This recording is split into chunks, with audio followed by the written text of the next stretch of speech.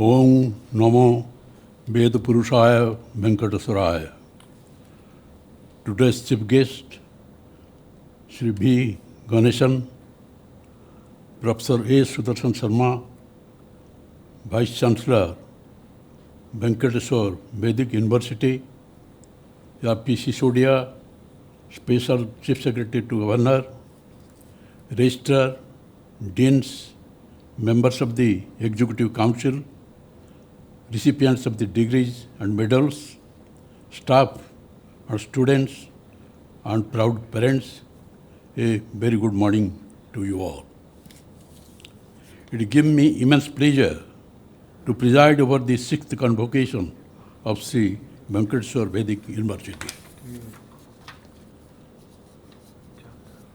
SP Vedic University is a unique one, covering the traditional knowledge of Vedas, Vedangas, and related subjects.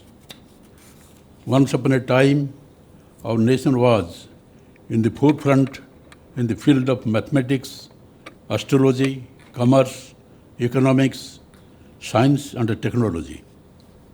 Even today, after several centuries, we are proud of the scientific texts like Kaushika Sutra, Brahmir's Virat Samhita, Bharadwaj Viman Shastra, Kautilya's Arthashastra, as well as the Atharva Veda, which is full of scientific formulas.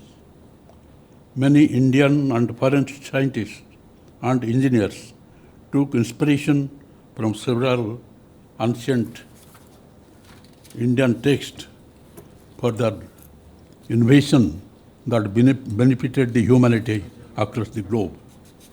By virtue of its rich cultural heritage, ancient wisdom, and knowledge in the field of advanced science and technology, handed down over the generations, India is considered as a superpower.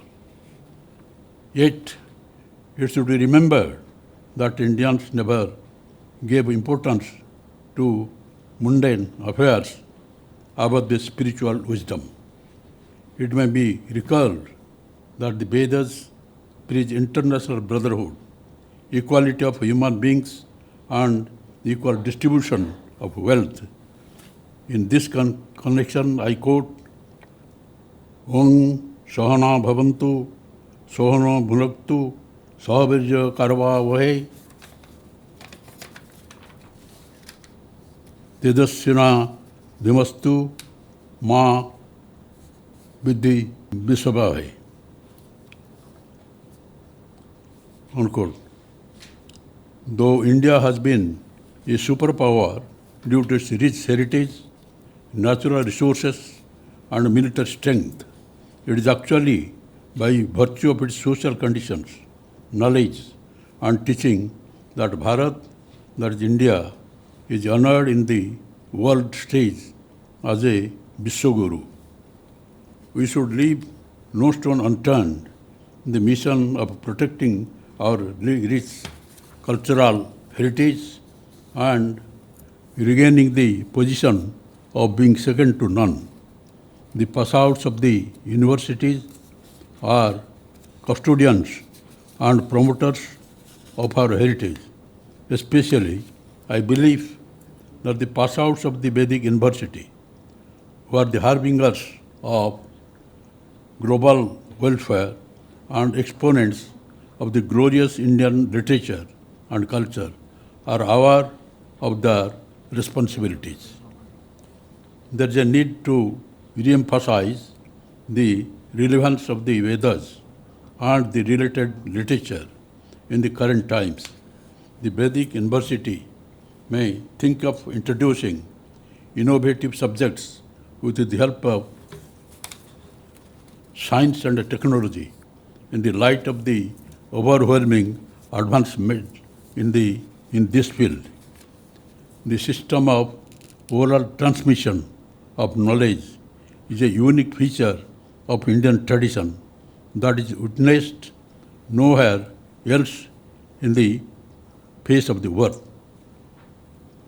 I am happy that Vedic University is preserving this tradition, strengthening the system of oral transmission of knowledge, which has kept at least some of the Vedic text alive. Along with strengthening the tradition, it is the responsibility of the Vedic University to see that the fruits of Vedic knowledge reach out to the common people. I am happy to know that the university, while covering the traditional scriptures, has inducted Vedic sciences like mathematics in its curriculum. I advise the research scholars of the Sri Venkateswara Vedic University to pursue the topics of Vedic science and their doctoral degrees. My congratulations to Sri V. Ganesan, who has been conferred the degree of honorary Kasha of Maha Mohopadhyaya. I hope that the faculty of the Sri Venkateswara Vedic University will emulate him as a role model. I sincerely congratulate the research scholars and the students who received their degrees in today's convocation and their proud parents. I pray Lord Venkateswara to bless the university, to gain further strength, to be the pioneer in the field of traditional and modern knowledge. I conclude by quoting the Vedic mantra, Sarve bhavantu sukhino, sarve santu niramaya, sarve bhadrani pasantu, ma kaschid dukkha bhavet. Om Shanti Shanti Jai Hind.